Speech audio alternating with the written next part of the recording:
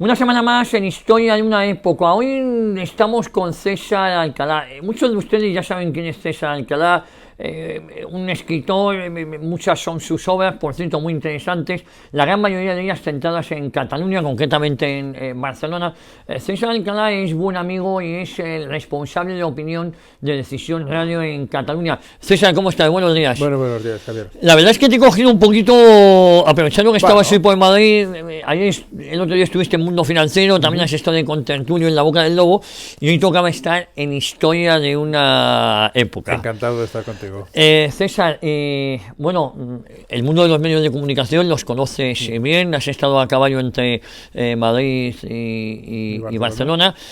Tú que has vivido toda la vida en Cataluña, ¿cómo ves la situación ahora? Porque ha sido, hay gente que se lleva las manos a la cabeza, pero yo soy de los que opinan que esto ha sido una degeneración progresiva, no ha sido de repente, no. Nos hemos caído, no, hemos llegado, no hemos llegado aquí por ciencia infusa, ¿no? Esto ha sido una cosa que se ha ido planteando desde hace muchos años, por decirlo de alguna manera, desde que Pujol accedió al poder, es decir, él tenía en su cabeza Cataluña, ¿no? Hay un documento que es el programa 2000 que él presentó, él publicó en el periódico de Cataluña en 1990, abierto a todo el mundo, que ya explicaba lo que quería hacer y que es lo que iba a hacer y es lo que ha hecho.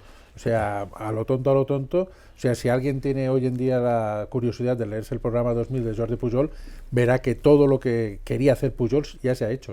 Oye, y todo esto con la complicidad del Estado Central, porque Pujol no engañó a nadie. Pujol sí jugó al ratón y al gato con el Estado Central, pero el Estado Central se lo permitió todo, ¿no? Es que yo creo que la gran culpa de todo esto ha sido el Estado Central, es decir, todos los gobiernos, ya desde la época de Suárez hasta hoy en día, se lo han permitido todo. O sea, es que no hay ninguno de ellos que puedas decir que no tiene la culpa. Felipe González, Aznar, Rajoy, Zapatero, todos han permitido que en su momento Jordi Pujol hiciera de las suyas. Zapatero, hay que acordarse que dijo, cuando vino a Barcelona, a Maragall le dijo, voy a hacer el estatut y te lo voy a aprobar. Sí. Y todo lo que salga de aquí. Exacto, bueno, y te pongo la cama y todo lo que tú quieras.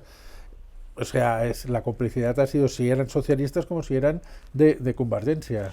Que fíjate, César, estamos hablando de Jordi Pujol, el clan Pujol, que está muchos años, luego su fiel escudero, que era Artur Mas, tenemos luego Maragall, monta el lío del estatut, Maragall del PSC, Maragall en el año 92, mucho españolista, para que nos entendamos, votaba a Maragall pensando que con eso hacía frente al independentismo, ¿no? Sí, Maragall en su momento, o sea, Maragall, el estatut, nadie reclamaba un estatut en Cataluña, y aparte era mucho mejor el estatut que se aprobó en los años 70 que el que se aprobó, que se intentó aprobar después de los recortes en la época de Zapatero. Maragall ha sido siempre de la burguesía catalana, su hermano hoy en día es un líder de Esquerra Republicana. Han sido catalanistas de toda la vida, o sea, no han engañado a nadie, lo único que se han engañado han sido los votantes, como pasa siempre. El votante siempre queda engañado y luego se habla de la decepción de la política y de que la gente no va a votar, pero claro, es que es una cosa que ya lleva muchos años. César, ¿cómo llegas al mundo de la literatura? Porque tú eres un escritor, yo tengo muchas, has escrito mucho y bien. ¿Cómo llegas? ¿Cómo te dan por llegar a plasmar lo que piensas en libros? Sobre todo, hablas mucho, tienes un libro fantástico sobre la persecución, hablas de Luis Companys,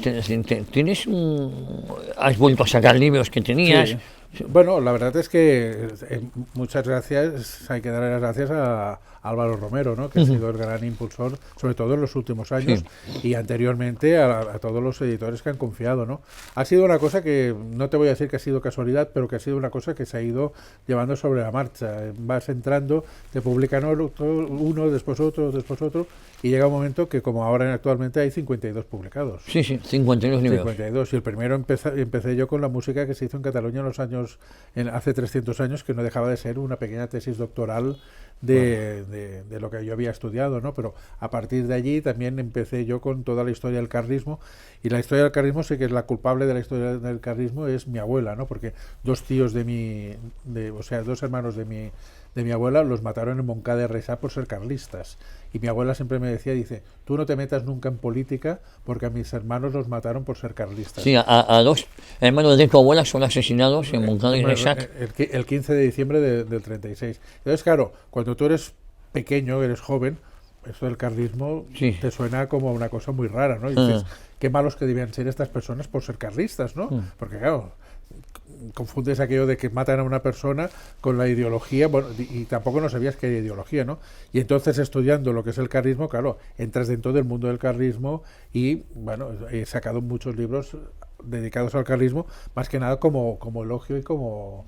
Bueno, la verdad es que el carlismo, fíjate, tengo un abuelo que simpatizaba con el carlismo, tengo otra tía abuela navarra que también simpatizaba con el carlismo, y la verdad es que es una idea, no solo idea romántica, sino yo creo que quizás hubiese cambiado el signo de los tiempos, ¿no? Sí, no era una mala idea. Lo que pasa es que, claro, tienes todos los contubernios que hubieron en su momento, porque hubo en algunos momentos de la historia Isabel II le quería dar el trono a Carlos VII y se lo prohibieron y la Villa Calvada es un intento, y el golpe de estado de Serrano y el golpe de Martínez Campos no dejan de ser intentos para acabar con el carlismo, porque la marcha que hizo Carlos V, que llegó aquí a las puertas de Madrid, tenía que entrar en Madrid y tenía que ser nombrado rey de España porque ya lo tenían montado en aquel momento de esta manera. ¿Qué pasó? Pues lo de siempre, que no interesan estas cosas. No, pero fíjate, además, de historia del carlismo, tenemos un buen amigo como Javier Barrancoa, que también lo ha desarrollado mucho. Y yo quería hablar contigo, ahora que hablamos del carlismo, del Tercio de Montserrat, que recientemente ha sido retirada el monumento que había ahí, ¿no? La verdad es que primero los matan y después les quitan todo el reconocimiento, porque fue un tercio muy heroico, ¿no? Muy heroico, sí, más de 300 muertos. Sí. Se hizo varias veces el Tercio de Montserrat, porque claro, en Belchite quedaron completamente aniquilado. En Villalba de los Arcos volvió a quedar aniquilado otra vez, o sea, que ha sido un tercio que se fue repoblando de catalanes a lo largo de toda la guerra civil, ¿no? Y ahora, pues yo, de entrada, comenzando por los monjes de Montserrat, que son los primeros interesados en que desaparezca la historia, una historia que ellos mismos la vivieron, es decir, ellos los echaron del monasterio de Montserrat en el 36 y me parece que mataron a 7 u 8 monjes de Montserrat, y los otros tuvieron que huir y esconderse en casas. Se salvó Montserrat de no quemarse por Ventura Gasol, porque dijo que yo no se podía quemar, pero lo salvó la Generalitat o lo salvó Ventura Gasol, pero más que nada por las obras de arte que había dentro de Montserrat, porque lo demás les importaba un bledo. O sea, lo hubiesen volado, vamos. Lo hubiesen volado. Y ahora vuelven a estar o sea, no tienen una memoria histórica, por decirlo de alguna manera, de lo que les pasó en su momento y de lo que el tercio hizo por ellos, ¿no? Porque el abad Escarrea es el que hizo que se montara la cripta donde están enterrados. Vino Franco, lo recibieron con honores, bajo palio. O sea, yo creo que se avergüenzan de todo lo que hicieron en el pasado. No se avergüenzan de otras cosas, pero se avergüenzan de... Otras cosas más ignominiosas que quizás eso tenían que hacérselo mirar un poquito más.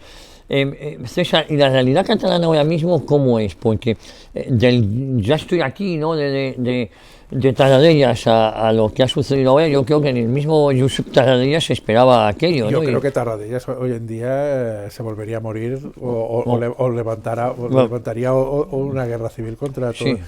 Tarradellas ya lo dijo en su momento, de que no nos fiáramos de Pujol. De Pujol, sí. Y tenía toda la razón del mundo, ¿no? El Tarradellas que vino en el 77, el exilio no tenía es que ver, que se fue. 36, es decir, era una persona más cuerda y con más... La vejez también hizo mucho a favor de él, y él a lo mejor tenía que haber estado mucho más tiempo, Tarradellas. Lo que pasa es que ya era muy mayor y las circunstancias no pero él no se fiaba de Pujol. No se fió nunca de Pujol, nunca se fió de Pujol. Y evidentemente tuvo toda la razón del mundo de no fiarse de Pujol. Oye, ¿cómo es posible que en una tierra tan españolísima como es Cataluña bueno, en el resto de España, iba a decir, no solo pasa en Cataluña, se homenajea a asesinos y criminales, en este caso genocidas como Luis Companys.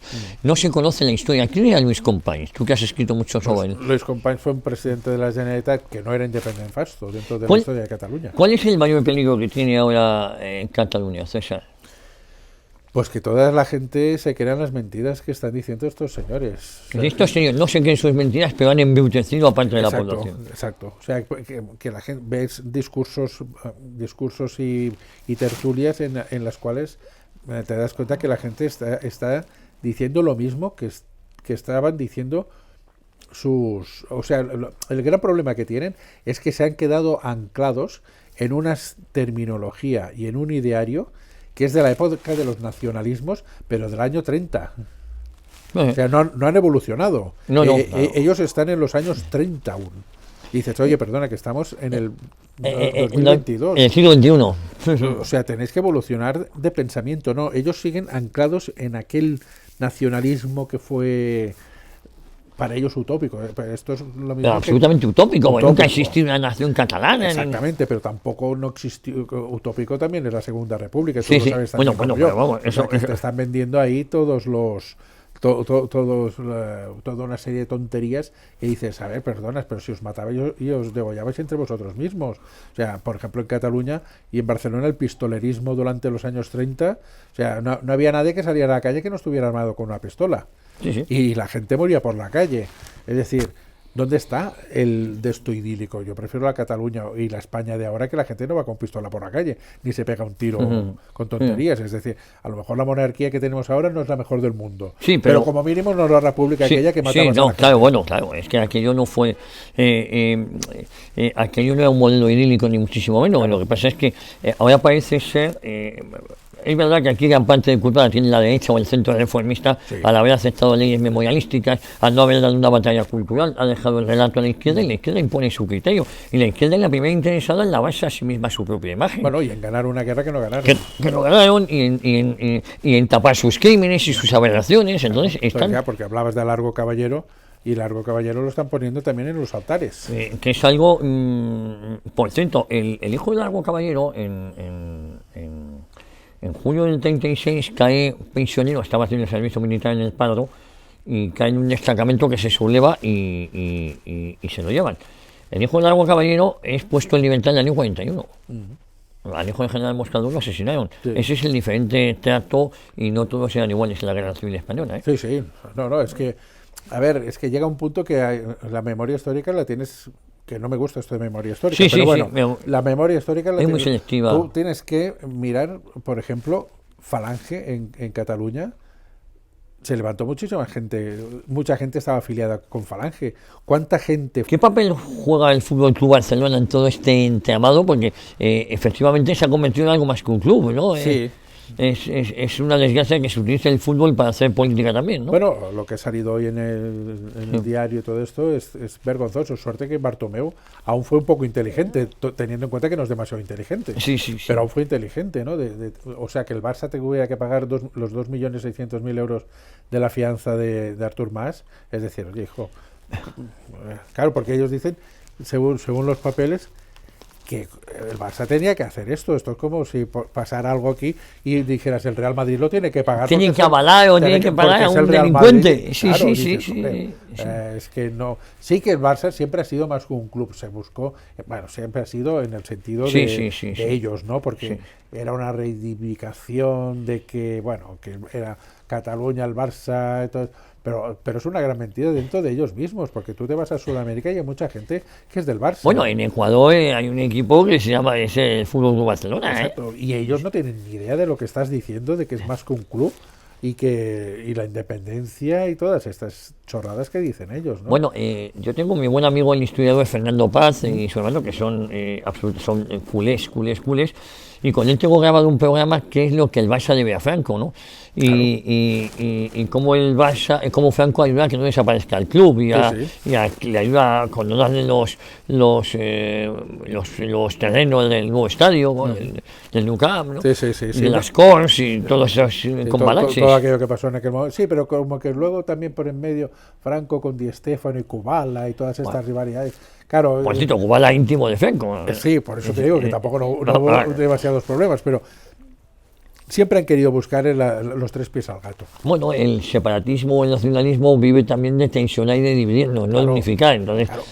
Y hablando de fútbol, si en Barcelona eres del Español, ya estás sentenciado, estás porque sentenciado. claro, no puede, pero yo conozco muchos independentistas que son bueno, del Español, Gabriel Rufián, por ejemplo. Exactamente, ahí el tienes a Charnego. uno, exacto, Sí, o sea, sí. que dices, claro, ser de español es ser de segunda categoría, tienes que ser del Barça porque, hombre, Barça, Cataluña, Un buen catalán tiene que ser buen del Barça. catalán tiene Sí. que ser del Barça. Claro. Oye, César, y meterte en la aventura de la radio ahora es un proyecto ilusionante, ¿no? Es un proyecto muy ilusionante, sí. Y aparte yo creo que muy necesario en Cataluña, porque ha quedado todo completamente muerto. Lo estábamos hablando el otro día con uno. Muy buenos programas o grandes programas de antaño, o sea, si hablamos de Luis del Olmo o hablamos de otros programas que se habían hecho en aquella época, se habían hecho desde Barcelona. Desde Barcelona. Y el Radio Miramar. Y Radio Miramar, exacto. Radio Miramar conocía toda España y estaba en las Ramblas de Barcelona. O sea, ¿qué dices? Toda la producción aquella que había existido en aquel momento en Barcelona ha desaparecido completamente. Incluso Radio Barcelona en su momento fue una emisora de primera categoría. No, pero muy de primera categoría. Y bueno, Encarna Sánchez también salió de Encarna Barcelona. Sánchez también salió de ahí, claro. O sea, tienes toda una serie de nombres y de programas por ejemplo, las radionovelas de Radio Nacional y de Radio Barcelona se hicieron famosas en toda España. Sí, en toda España. Sí. Y tenías elenco de actores de Radio Barcelona. No eran de la SER, eran de Radio Barcelona. O sea, las radionovelas se hacían desde Barcelona, para toda España. Hoy en día ya no se hace absolutamente nada de todo esto. Yo creo que la apuesta hasta que se va a hacer es necesaria hoy en Barcelona por el hecho de que se ha muerto todo. No, y además es que la idea que hay es que la idea que tenemos es precisamente que se hagan tertulias en Cataluña para el resto de España. Claro.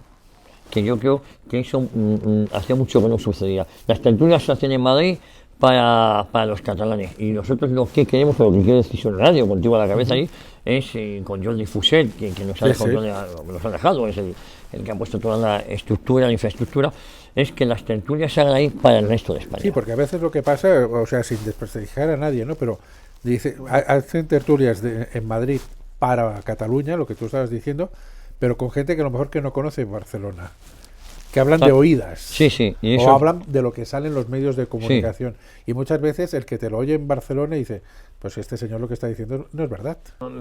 ¿Cómo era posible esta nueva, porque está costando, en un principio no vamos a tener dial, aunque no es un plan descabellado, pero está el tema de las CAM, ¿no? Ese comité audiovisual y es muy complicado luchar en igualdad de condiciones, pero por lo menos en Cataluña hemos sentado muy fuerte con nuestra aplicación, con decisionradio.com, vamos, con la app, también a través de nuestra web, www.decisionradio.com, y estamos en ese embrión mirando cómo avanzar, los invitados, personalidades de Cataluña, de distintos espectros políticos que les une su amor a España y no ponen en duda la existencia de este país, claro, de esta nación llamada España, ¿no? Sí, hay que empezar a buscar a gente que quiera comprometerse y que quiera salir y que quiera dar la cara, porque a veces también cuesta, ¿eh? Sí, no es tan fácil. No es tan fácil. A veces dices, vamos a montar una tertulia, vamos a invitar a tal, pero por el que dirán, que muchas veces hay gente que se tira un poco atrás, pero bueno, yo creo que el hándicap lo vamos a ganar rápidamente. Sí.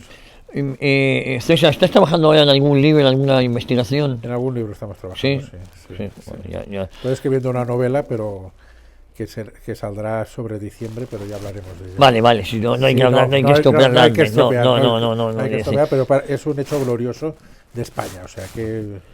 Y de tus libros, ¿con cuál? Yo sé que esto es muy complicado, pero si tuvieses que elegir un par de ellos, que tú digas, estos son más completos o por el motivo que sean, si hablamos de tu obra. A ver,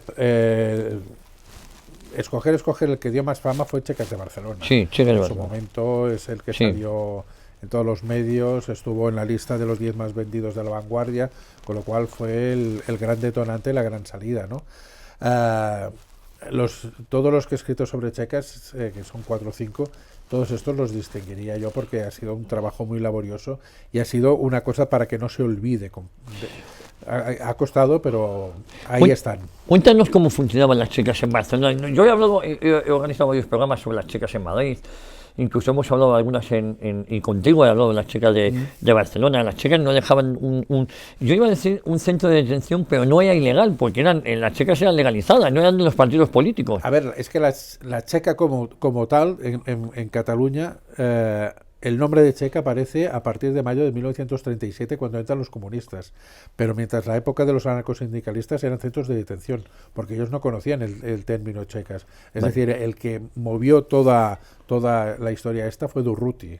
Durruti dijo que él, para montar un estado anarquista, lo único que necesitaba era una fosa en un cementerio y pegarle un tiro a todas las personas que no pensaban como él. Claro. Y así que empezaron. Claro, llegaba un momento que en la Barcelona de julio y agosto y septiembre de 1936 había miles de personas que no pensaban como ellos. Claro, no los podías ir matando a todos de una tacada. Sí. Entonces, por eso montaron los centros de detención. Los cogían, los llevaban ahí, estaban ahí durante unos días o a lo mejor durante unas horas, y de ahí se los llevaban a los diferentes cementerios para matarlos ahí en los cementerios. Claro, llegó un momento, por ejemplo, que en el cementerio de Montcada de Reixac aparecían tantos muertos que es que la fosa común fue enorme. Llegó, en Montcada de Reixac, cuando abrieron la fosa común, 700 cadáveres no han sido nunca identificados. No hay el nombre de esto. Pero justo al lado, o sea, hoy en día pasas la autopista, en aquella época no existía la autopista, pero hoy en día pasas la autopista y está la cementera Aslan. Dicen que en los hornos crematorios, o sea, los altos hornos de la Aslan, habían servido de hornos crematorios para desaparecer cadáveres, ¿no? De tantos que habían. Pero, por ejemplo, en la checa de San Elías tenían una piara de cerdos, que también tiraban los cadáveres a los cerdos para que se los comieran. Bueno, había esa broma macabra que decían aquí a unas monjas las tiran y se hizo de monja, ¿no? Y después, por ejemplo, en Sarriá, que es un barrio de Barcelona, habían hecho fosas para tirar muertos allí. O sea, los tenían que hacer desaparecer de una manera o de otra, porque es que habían demasiados. ¿Y de quién dependían esas checas o esos centros de detención? Al principio de los anarquistas. De los anarquistas, que fueron los amos y señores. Siempre se les daba la cara a los anarquistas, se habla de comunistas, socialistas, pero quizás el inicio del terror, sobre todo en Cataluña, es de los anarquistas. Los 10 primeros meses es de ellos. O sea, después, por ejemplo, cuando coges las checas, con el nombre de checas, y te entra el SIM es más perfeccionista. Al SIM no le interesa matar a la gente. Le interesa el servicio de inteligencia, ¿no? El servicio de inteligencia quiere saber lo que tú sabes, pero no le interesa que tú mueras. Te quieren sacar la información.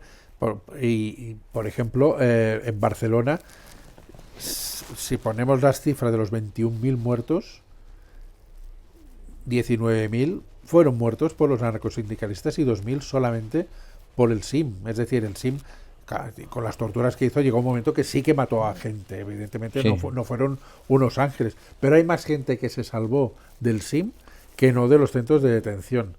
Y muchas veces ellos estaban obsesionados con la quinta columna. Tenían una gran preocupación por saber dónde estaba la quinta columna, cómo entraría, y la quinta columna no existió nunca físicamente, existió más teórica que física, ¿no?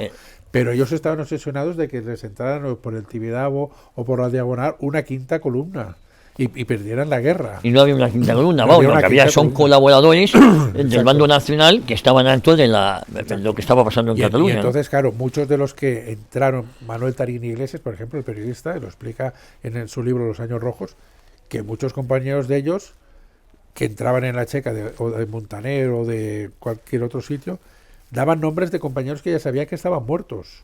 Y dice, mira, fulanito, sotanito, estos forman parte de la quinta columna. Y ellos los apuntaban y ellos se salvaban de las torturas. Sí. Pero claro, eran tan idiotas que cogían nombres y listados de personas que hacían 2 o 3 años que estaban muertos. Sí. Con lo cual les servía de muy poco. O sea, los engañaron.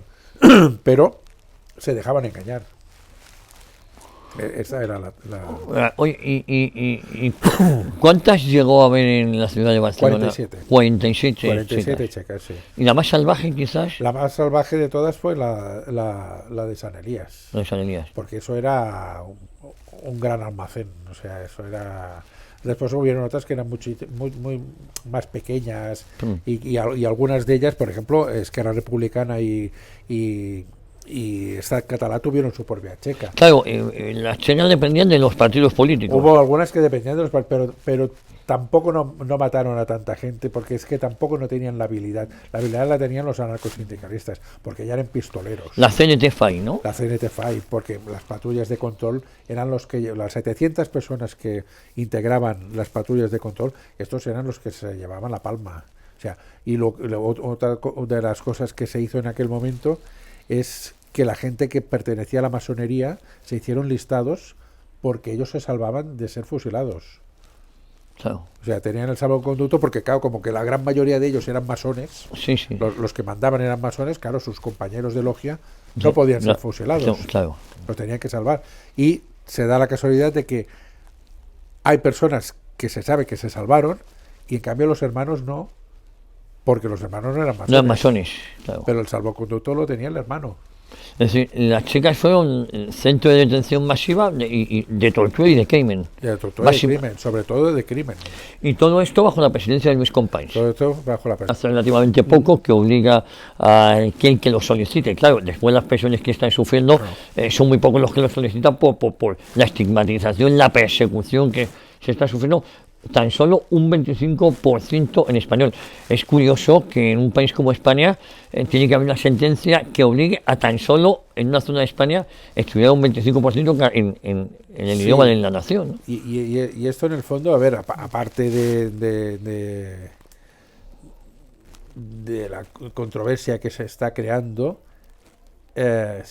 hay gente que se la oyes en Cataluña hablando en castellano y son pobres hablando en castellano, es decir, ellos mismos se están empobreciendo culturalmente, porque una cosa que había buena en Cataluña en una época, que era el bilingüismo, que tú sabías hablar dos idiomas, catalán y castellano, y que podías saltar de uno al otro y no había ningún problema, ahora se está creando un problema, porque hay gente que no sabe hablar en castellano. En castellano.